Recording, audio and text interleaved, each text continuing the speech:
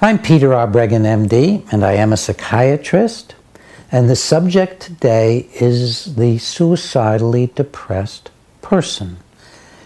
And it is number 5 in my series of simple truths about psychiatry.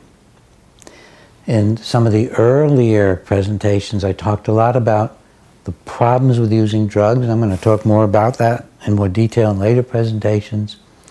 But I'm taking a break to talk about more positive things. And my previous presentation, number 4, was about dealing with the very disturbed person who gets labeled schizophrenic and helping them.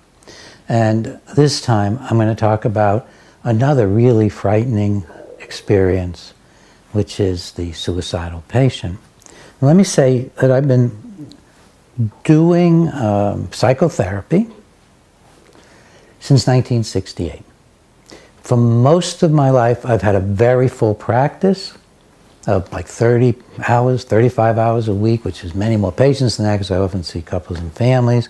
Then I moved up here to live in upstate New York. I live on a lake. It's where we are right now. And I've been here for 10 years, and I do about half that many patients a week, and many people would consider that still a full practice. And during this entire time, I've never had a suicide in my practice. Now, one could attribute that in part to doing good therapy, but I think very good therapists could have suicides in their practice even more than once, so I think some of it is luck. Sometimes I feel protected in my reform work. But I think another big reason is that I never give psychiatric drugs to people for their problems. I don't start people on drugs. So if you come to me feeling suicidal, I don't give you a drug. Why would I give you an antidepressant when it's got a big box warning on it that up to age 24, you even see an increased suicide rate on antidepressants in controlled clinical trials? And then we got lots of other studies showing that, as you might expect, the suicide rates also increased in older people. Why would I want to give a drug that has lots of warnings about worsening your condition to somebody whose condition's already worse? So what is the answer to being so depressed you want to kill yourself? When I talked about psychosis, I talked about the breakdown of the fabric of all the connections to human beings so that you end up in a state that looks crazy and nightmarish. In depression, what happens is there's a total loss of hope. Hope. What keeps us going? Why do we get up in the morning? Well, we expect to live. We have hopes of doing something worthwhile. We think we have a future.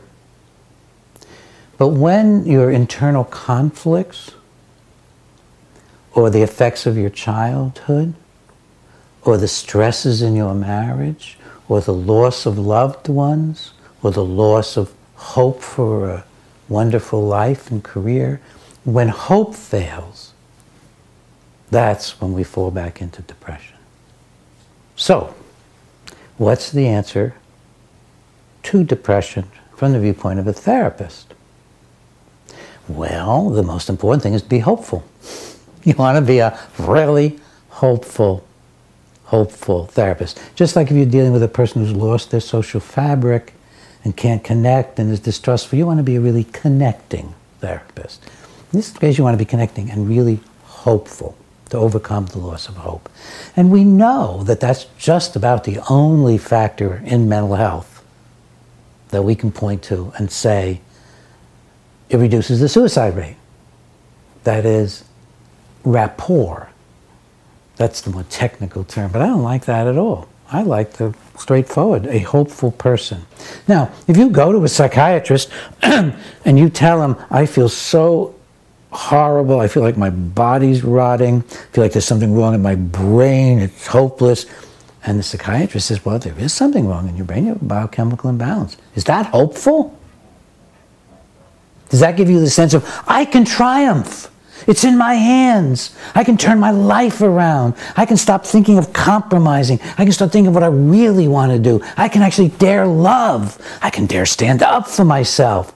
I can dare maybe even change my work. Maybe even become more spiritual. Maybe find God. That's not what you hear.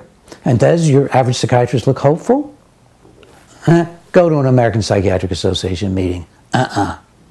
Because people who give drugs and diagnose people, they become unhappy people.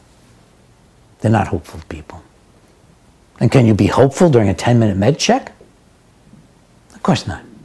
So the most fundamental thing for helping the really depressed and suicidal person is to build a hopeful relationship. You find their strengths, you find their dreams, you help them discover what they really want to do with their lives.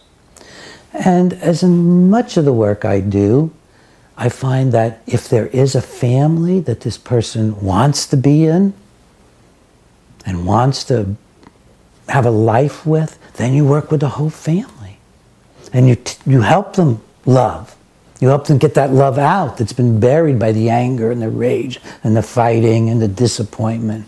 You help all the members of the family begin to think not only about themselves but each other, and also better about themselves, about their own qualities to love and to create and to be responsible and to take charge of life. So you can work with the whole family in that regard, or with the couple, with the husband and wife, with the kids coming in once in a while, get a little dose of hopefulness. You can also do the more therapeutic things, because sometimes you'll find the person's been depressed all their lives. It's not some acute situation. Quite often it's all their lives. And then it's easy to explain. If you've been depressed your whole life, we need to go back and see where you lost hope as a child. And you'll be surprised how quickly people can begin to discover where they lost hope, with the alcoholic father, the absent mother, the bullying in school, the feeling humiliated about being gay, whatever it is. It's not hard usually to go back and get some semblance of what was going on. And then you work with that and you explain, well, those terrible lessons of hopelessness and just deciding you weren't going to wish for anything, you weren't going to want anything, and if you did want something, it would be taken away. We can change that now that you're an adult. You can begin to think, whoa, I can only get what I seek. I can only enjoy life if I'm doing things I want and love to do. I have to take charge of all of that. Now, this is pretty simple stuff I'm describing. It's not the whole picture. It's not the whole story. But I do want to let you know that if you're suicidally depressed, it's a good sign. It's a good sign. Why? Because you're full of feeling. The extent to which you hate yourself and you want to die reflects another vision that you must have that's led to your disappointment. I'm more concerned about the person who comes in without feelings. That's another reason why I don't want to give people drugs so they don't have feelings. But the person who is suicidally depressed and really wants to die invariably is a passionate person with a huge capacity for life that's been thwarted and inhibited and distorted by life and by bad decisions and by giving up. So I welcome suicidal thoughts. I don't try to drug them away. I welcome and say, all right, let's look at why you would want to die. What are you missing? What do you imagine you could have? What have you lost? What's going on inside you that's such a conflict that you can't move forward? Welcome your feelings. Your feelings are your signals. They're not your answers, but they're your signals of how to go and where to take your life. And have lots of hope, because it's in your hands to find out how you want to live and to do it as nearly that way as you possibly can. Thanks.